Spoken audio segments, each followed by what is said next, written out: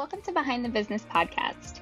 Each week, I'll be sharing episodes taking you behind the scenes of industry-leading creative small businesses. We'll talk about the real-life, messy behind-the-scenes process of what it takes to build a successful business. Hopefully, each episode helps you combat the perception of perfection within our industry. I hope each episode encourages you to keep showing up no matter how imperfectly, so that you can make your own unique impact on this world. Grab a cup of coffee or wine and let's dive right in. Cheers. Hi guys. Today I have a really close friend. Her name is Caity. I have known Caity for a couple of years now. And honestly, she's one of the people I talk to most about just the ins and outs and like the actual behind the scenes of business every day. So I wanted to invite her for a really quick chat here on our YouTube series. Caity, do you want to introduce yourself? Sure. Hi, I am Caity. I own Cait Kramer Photography. I live in Baltimore, Maryland, and I met Manali when we were both living in the DC area, and we were doing like wedding photography and stuff like that. So it's just been really fun to see how both of our businesses have grown and evolved over the last couple of years. I'm currently focusing on wedding and brand photography, and it's a lot of fun. I don't know if I've already said this, but I'm now in Baltimore, Maryland. And tell us a little bit about how you got started, because I know you got started before we were in DC together. Yeah, so I feel like my photography story is so long and winding, so I'm gonna try my best to keep this short because it's like there are a million things that we could pull in here. But I got my first camera for my 16th birthday, and I was so excited. I had planned to use it to photograph the flowers in my backyard and my family dog, and that was it. And one day, my sister and her best friend got home. It was a couple years after I had my camera. They got home from their freshman year school break for Christmas and from college. And they were like, let's do a portrait session. And I was like, I don't think I know how to do this, but let's do it. So we got like a ton of crazy props and bags and things, and we went to the park behind our house and we photographed a portrait session that we lovingly nicknamed the Travelers. And it was really silly, and looking back on the photos now, I'm actually pretty proud of them for being my first portrait session. But I realized that it was something I actually really loved. I loved working with people in front of the camera, and I realized that there could maybe be something there. From there, it kind of spiraled into doing grad photos for friends. And I was about a junior, senior in high school at that point. So doing grad photos for friends and charging about $30 a session. So we've come a long way since then. And that was a lot of money back then.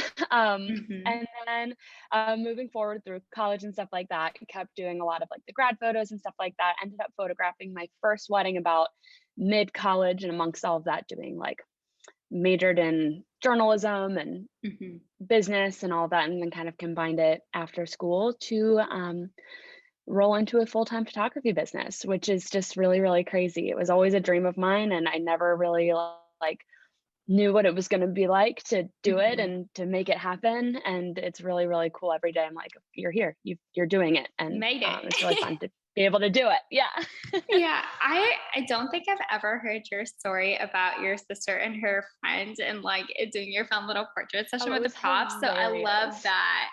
That's some so of the funny. photos like are so funny. I need to see if I can find a few and send them to you on Boxer. Oh yeah, because definitely do. I need to see them. Yeah, they're truly unique, and it was just so fun. I feel like I learned so much through like hands-on experience. Like I do have a degree in like photography, kind of like visual journalism is what I actually have a degree in, which I do use to a degree, but a lot of my stuff was like self-taught. So if you are looking to self-teach yourself, it is possible. It is definitely possible. Yeah. It takes a little bit of time, but it's always like super rewarding, especially like as, like when you're on your first couple of shoots and you see yourself like incrementally getting better, or you're like, oh, like this happened, like, oh, what should I do next time to make sure that it looks even better and stuff like that. So definitely an incremental process. So you've been doing photography for how many years total now? I'm 27 now, so I guess 11 years, which is crazy. Dang. I know, but like professionally, like my business starting lines, I feel like are a little bit blurry. I would say like seriously pursuing like business and kind of chasing like using this as like an income stream, probably since about 2016, maybe 2017, like kind of on that border, like I graduated in 2016. And then once I kind of got rolling into real life and realized that this was something I could do, that was really when I kind of hit the ground running and was like, okay, let's do this. Yeah, I have Yeah. a really similar like time frame, I guess, because I did it Yeah. throughout high school and then intermittently throughout college. And college was when I started second shooting weddings, but I was kind of Hmm. just like still getting a feel for it. And then Yeah. after I graduated, that's when I like officially started my business, officially started taking my own weddings, and it's been a couple years now. So that's so cute. Yeah. I love hearing about how everyone gets started and kind of just like how different journeys are, but like also how they're like similar in some ways. Yeah. But one of the first things that I wanted to ask you, like behind the Yeah. scenes of CKP, is what does your weekly schedule look like? Which I know you coach Yeah. Orange Theory too. So I Yeah. really want to hear about like how you handle both of those like very like large commitments and kind of how you Yeah. schedule week to week. Cause I'm sure not every week is like the same for you too. Yeah, that's a really great question. And it's interesting because I feel like when I started my business, I had like this expectation that like each week, not necessarily going to be the same, but I'm going to have my schedule, my rhythms, my flows. Mm-hmm. And I'm technically part-time, but have a full-time coaching load at the studio. I'm an Orange Theory coach, like you Mm-hmm. said. And each day that looks a little bit different when it comes to either class prep or class times or splits in my schedule or anything like that. So my work schedule is not regular. And if you feel like you do not have a regular work schedule, you are not alone and you are Mm-hmm. actually very normal, because I know for a while I like kind of fell into the trap of being like, oh, I'm never going to be able to, do this because I don't have that regular work schedule kind of Mm-hmm. thing. Because prior to this, I was also, I was teaching still, at other studios, and then also Mm-hmm. had a full-time job. So life Mm-hmm. was pretty crazy. So in terms Yeah. of what I'm doing now, I would say each day I kind of start and like look at what I have on the menu. I look at Mm-hmm. where my classes are. I actually oftentimes do this on Sunday just so I can kind of look at the week as a whole. Just depends on how my overall Mm-hmm. week is laid out. Um, Look for sessions and kind of key things that need to happen throughout the week, meetings, emails that need to be sent. And I know we are both paper planner people. Mm-hmm. I love my simplified planner. So I actually go through and I kind of draft out what my week is going to look like. If there are Same. any specific things that I know need to happen, I'll put those on the calendar. Mm-hmm. And I will lay out when I want to do workouts and class prep and editing and everything like that on the calendar. Mm-hmm. So while each day is looking different, I know going into the week that I have my plan. Sometimes that happens on a daily basis where I'm just kind of doing a check-in at the end of the day. If I Mm-hmm. can do it at the beginning of the week, I know I'm off to a good start, but I also Yeah. don't put a ton of pressure if it doesn't get done because life could Yeah. be crazy. But I'd say, yeah, in a general, hold on. I'm going to pull my ring light down. My toes You're are fine. stuck on the wire. Real life. Okay, there we go. Adjusted my posture.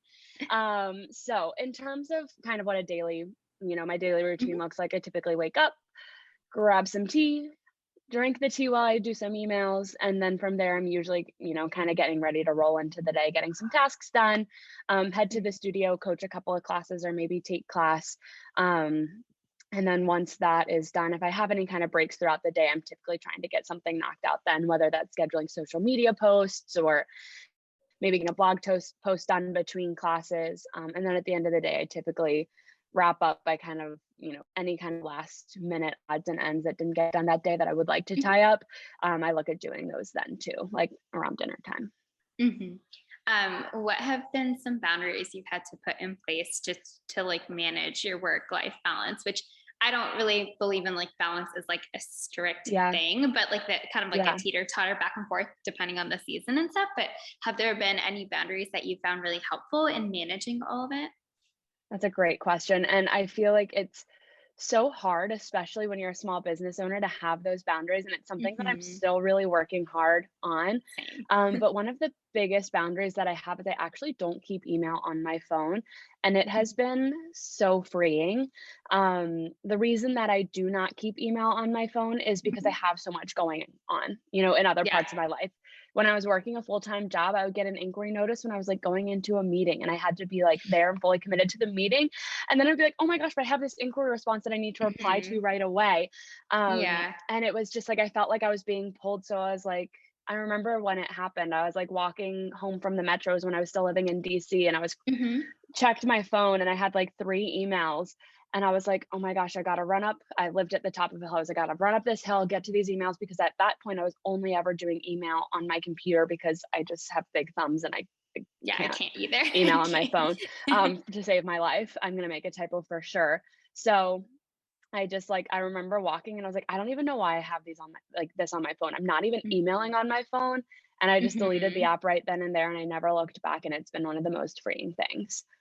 That's amazing. I feel like for the longest time, I've had it, but I have to toggle to view it. But I've like Yeah. lately gotten back into the habit of like just looking at it first thing in the morning when I really should be like prioritizing, Hmm. like getting up, like prioritizing myself for at Yeah. least like a couple minutes first and then diving into email. So I think that's like something that I have like a boundary around, but I think I need to be a little bit stricter just because from like a Yeah. personal perspective, it feels better to not think of that like first thing in the morning when I wake up. It's just kind of like a bad habit Yeah. I'm trying to knock. So that's really like helpful to hear.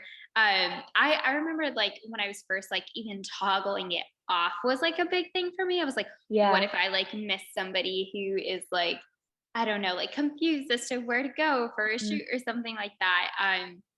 And after a while, I was like, and nothing has been like, nothing's worse off. Like I only feel better throughout like having this boundary in Yeah. place. So I love that you did that just to have a little bit of a separation of being like, I'm going to dedicate like Yeah. intentional time to answering my emails. Like there's nothing that I'm really doing by just like looking at this right here, right in the moment, if I'm not going to be able Yeah. to respond well and intentionally anyways. Yeah. It So I love was that you just mentioned that. stressing me out. Yeah. Yeah. I always say too, like if you're one of those people that you're like, I don't think I'm ready to quite give up email on my phone yet, just turn off the Hmm. notifications, turn off the push Hmm. notifications so Hmm. it's there for you. But it's not roping you in. Like say you're like Yeah. on your way to Hmm. like pick up dinner and you get an email and then all of a sudden you're like, oh my gosh, phone buzzed. Now I have something to do. And it's like, no, you were on Hmm. your way to pick up takeout for you and your family to have a dinner night together. Like it's okay Yeah. to have that boundary in place. And like learning that was really hard. Um, but if I am worried that someone's going to be lost or is not going to be able to find me, I Hmm. actually send them my phone number beforehand. And I'm just Hmm. like, hey, like, just give Same. me a quick text, give me a quick call. Um, Hmm. I don't keep email on my phone and I let them know that. So Hmm. that, you know, if there are any issues or they can't find me, they know how to get in They know touch. how to get to you. Yeah. Yeah. I started giving out my phone number for that. And so now I'm just like, Yeah. I am like the thing holding me back for just taking it off completely. And it's just Yeah. like a nervous habit kind of that I have. Just Hmm. like scrolling Instagram, I've like noticed Oh, that I yeah. do the same thing with email. And I'm like, ooh, I think I need to like put a boundary there in place. But Yeah. tell me about a project that you have going on behind the scenes or one that you've recently wrapped up because I know you've recently wrapped up something big. Yes. And tell me a little bit of what the process behind the scenes looks like for either something you have upcoming that you're excited about or something that you just Yeah. wrapped up. So I'm in the process, I'm going to call it in the process right now of refreshing Hmm. my entire online presence. Hmm. And that was a huge undertaking that I didn't necessarily realized needed to happen until I was like in the throes of it. And I'll get to the reason why I ended up deciding to Hmm. refresh, but just a little bit about what has happened and what will happen. What has happened is I have redesigned and relaunched my site, which was super exciting. Yeah. And Holly was a huge cheerleader during that entire process. So I so appreciate your help and support. Hmm. She read the entire thing, tested all the links, like did all of the things, and gave me so much awesome and super helpful feedback, and it was so appreciated. And then in tandem with that, I'm in the process of like revamping all of my client guides, like my engagement session style guide, my wedding guide, Hmm. my brand session guide. And I'm trying to give myself grace to be like, okay, these don't have to happen tomorrow. You can do this over time. I want the Pace it refresh to, out. you know, be done really well. So those are kind of down the pipe a little bit. Hmm. But just a little bit about the overall process. I feel like a lot of small business owners will resonate when I say that like we learned a lot during the pandemic. Hmm. Um, and discovered a lot, and it was a really intentional time for me to kind of evaluate and learn and grow and um, figure out what I was doing, because it's trying to figure out like find a positive amongst all of Hmm. the craziness and all of that. And um, I realized through all of that kind of like just looking at things and evaluating that um, my online presence didn't feel like me anymore. I learned a lot about who I am as a business owner, my values, and while Mhm. my site was doing a decent job communicating that, I knew it could do a better job. So I started kind of refining things. I worked with a copywriter to really kind of define my online copy, which was an amazing experience. I honestly, and this is not meant to sound conceited, but I felt like I was selling myself short with writing my own copy. And I knew Mhm. I needed someone that knew what they were doing and knew how to write copy that converts to really, really help me share what I do in a way that Mhm. was really truthful and really honest, but also designed in a way to connect with my ideal audience. So it Mhm. was a huge portion of the refresh. And then just kind of doing all of like the back end stuff and making it look all pretty was just bonus. Um, but I kind of realized that I wanted to revamp that written copy and the portfolio to be a little bit more recent. And I was like, why not just do the entire site? And it snowballed and it was really fun, but it was a lot. But ultimately it really helped me feel a lot more connected to my business and a lot more connected to the people that I really want to serve. So that was, I feel like, the biggest thing. Really helped me dig deep and kind of define and put into words, because I'm one of those people. It's like I have the feeling, but I need to put the pen to paper on, like, really what I'm all Mhm. about, and that process really helped. Yeah, I mean, and I saw, like, I've seen your website throughout the years, and I saw the refresh recently, and it's very, like, the best way to describe it is that it is very Caity. Like, it's, Thank I you. know you like offline, Yeah. and I think it does a great job of like bringing who you are as a person offline and all of the, like, your strengths there, and like Mhm. how you do your job so incredibly well, and kind of like translating that into like your website copy and like just the overall like online experience, so that they're kind of like getting a sense of like who you are and like what it's like to Yeah. work with you in person before they even reach out, which I think is so phenomenal. Thank But you. what is like one thing that you would maybe encourage somebody who is like thinking, like feeling kind of the same feelings of like, Mhm. oh, like I have the feelings, I know what I kind of want to say, or like the feeling that I want my Mhm. ideal customers to have, but I don't know how to translate that. Like, what's one piece of advice that you would maybe give them? Yeah. I would say, like, first and foremost, like, sit with it. And, Hmm. like, sit with it and think about it. Like, where is this thought coming from? Where is this feeling coming from?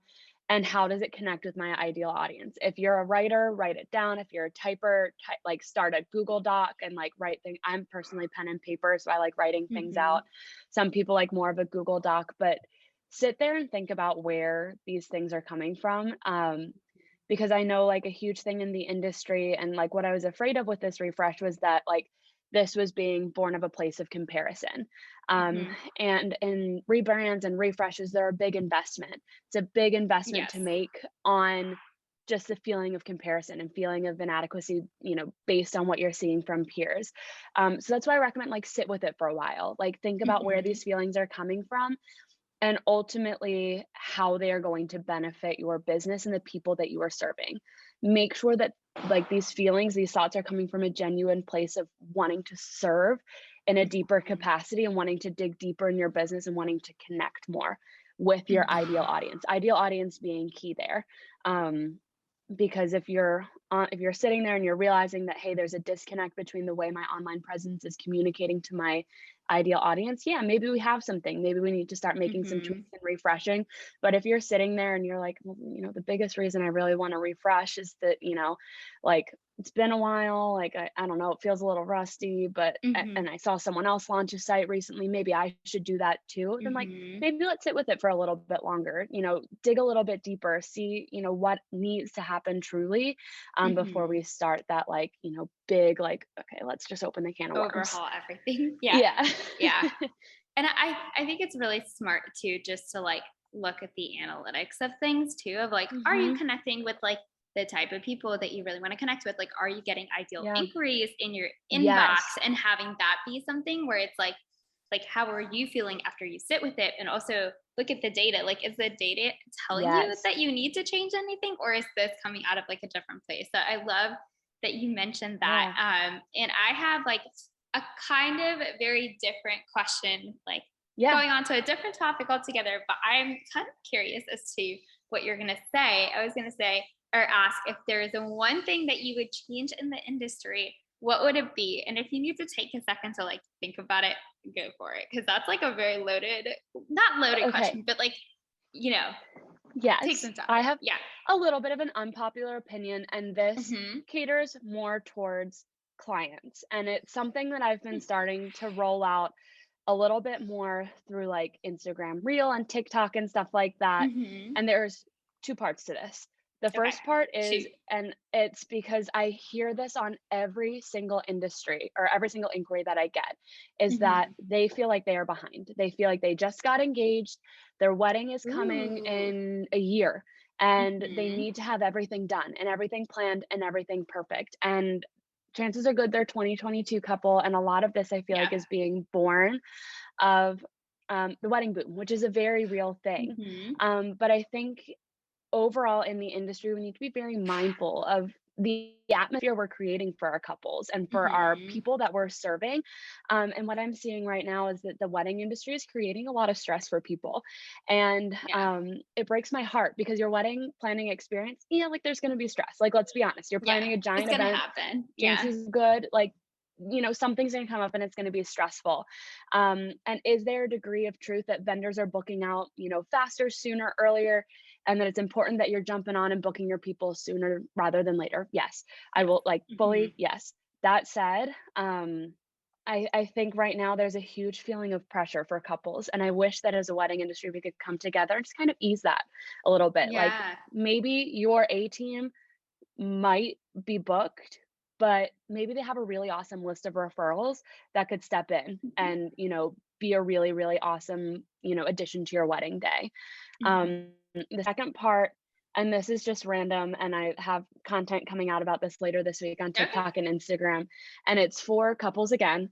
But it's that like TikTok, Instagram Reels, they are awesome for getting inspiration, but you don't need to include everything that you see on these apps in your wedding day. And it can Ooh. be really, really easy to think that like, oh my gosh, like I saw this last dance, or I saw this really cool touch to a first look, or this really cool Mm. detail, or this really awesome vignette, like with place cards or something like that. And like, while these are all amazing things to tie into your wedding day, like I think that's another thing. Like, it's okay to sit with things and to see what resonates with you and what doesn't. Mhm. And to plan a wedding day that is really true and intentional to you. Take what resonates and leave the rest, because a lot of the stuff that you see on TikTok, Instagram, Pinterest, all of that, it takes time and it also takes money. So Mhm. really sit and look at what makes sense for you as a couple. Um, Mhm. and it's okay if, you know, you're not including the most recent viral trend in your wedding day if it doesn't speak to you.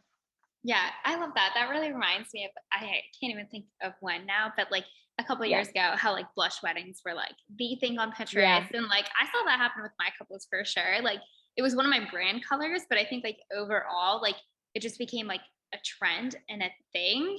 But Hmm. I love what you're saying of like you don't have to necessarily incorporate like all the latest like things that people are doing if it doesn't resonate with like Yeah. who you are as a couple. Cause I completely agree. And I even tell couples Yeah. this from a photography standpoint. It's like, here's my recommendation of like what is good from like a photography perspective and like maybe what I would do, but I Hmm. always want to like let my couples know that they always have a choice and like, I'm going to do my best to work Yeah. within like what they feel like is the best Yeah. fit for their day and kind of like their vision of things. So I love how you brought that Yeah. up in terms of like social media aspect of things because Yeah. I haven't even thought about that like from a couple's perspective of like seeing all Yeah. these different things now like on Instagram where maybe that wasn't really a platform that they were using maybe for Hmm. inspiration in the past and now it is Yeah. and like TikTok is too possibly so I love that but I I would wanted say to ask all that, yeah. oh I would sorry say go for one it caveat here. yeah Wedding professionals still share that stuff. Like, still share oh the yeah inspiration. Like, hmm that should not change anything. But like couples, it's okay to like take what resonates and like encourage hmm your couples to do the same thing. Like, if hmm like keep sharing the inspiration, but if someone's like, "Ooh, do we think we need to do this or that or whatever?" Like, when you're interacting with your couples, just like put them at ease and be like, "Does it speak to you? Yeah, sure, let's do it. Does it not? hmm Let's leave it." So, yeah sorry. is Just want to it no you're totally interject that fine yeah caveat, because I know like a lot of people would be like, "Oh my gosh, am I sharing too much?" And it's like, no, do your thing. Share no your no, no yeah things, like share the hmm awesome content and keep inspiring people. And and then encourage your couples to just take what resonates. Sorry, keep Yeah. going. Oh, no. I love that. Yeah. My last question was going to be, what encouragement do you have for other wedding vendors as we roll into 2022? This is advice, two parts of this. First, like if you are in the throes of a crazy season, rest is coming. And it's also okay to rest, because I feel like I get like, you get through all the craziness and then you get to January and you're like, oh my gosh, I have nothing on my calendar this month. Like, this is crazy. And like, coming from someone who has not had a day off in a couple of weeks, which I know sounds really bad to say, like I definitely need to work on the work-life balance, but that can feel really scary. And I remember earlier this year, it was like really scary. I was like, this is just, it feels unfamiliar and weird, but it's okay to rest, and to use that time intentionally to serve your business and to set yourself up for success when things do get busier. And I would say, like, my second little bit of advice would be for like anyone that's just kind of like getting into things and like trying to figure it out, is to like just do it. And if it's not happening, like, look for creative ways that you can practice and do things. And that might look like photographing your sister and her best friend in the random park behind your house. It might look like seeking out additional second shooting opportunities through something like Honeybook or an online Facebook group. It may look like setting up a styled shoot for some of the winter months or something like that. But honestly, like, there's room for everyone at the table, whether your table has been overthrown with everything this year, or maybe you're just kind of starting your table. Like, there's room for everyone. Like, there's room for everyone. And whether you're like craving rest or craving more work, like you can do this. And I feel like that's something that I just constantly need to remind myself of as well. Yeah, same. And I love what you said of like, there is always room at the table, because I can remember when I was first starting out, I didn't necessarily feel like that, because I was trying to get those like opportunities to get more work. And I remember doing all of the things that you just recommended, of like finding more second shooting opportunities, going to like the Tuesdays together meetings to like meet some more people. Those are awesome. Doing shoots for like friends and family, just to like build up my skills and my portfolio. And I love that. And I do totally believe that there is room for everyone at the table, and that everyone brings something different and unique. And don't be afraid to like infuse that into your business and like the way that you do things too. Like, just because you see your Caity doing things a very certain way doesn't mean that you necessarily have to do that. So I love that. But Caity, thank you so much for being on and taking the time. Thank you and for just sharing me. your like wisdom and stuff. Yeah, of course. Where can people find you online? Okay, wait, let me look. Okay, so Instagram is at Cait Kramer, CAIT KRAMER. Let me look. I just started trying to figure out the TikTok thing. Her TikToks are great, actually. I will say it's a lot of fun. Inspiring. I batch all of those, so if it ever looks like I'm wearing the same shirt a week in a row, it's just because I filmed them all on the same day. If you're trying to start an online video thing, batch your content. Cait_Kramer. That's the biggest difference on that one. And then Facebook and caitkramer.com. But Facebook is, I would say Instagram and TikTok are the two biggest places if you want to connect with me socially. Love that. Great. Well, thanks, Caity. Cool. Thank you so much for having me. If you loved this episode, be sure to check out my free masterclass for photographers to help you book out your wedding photography business this upcoming year. I chat through 3 key tips that you can start implementing today to confidently raise your prices and book those dreamy clients. You can sign up at manaliphotography.com/class, CLASS. I'll see you inside.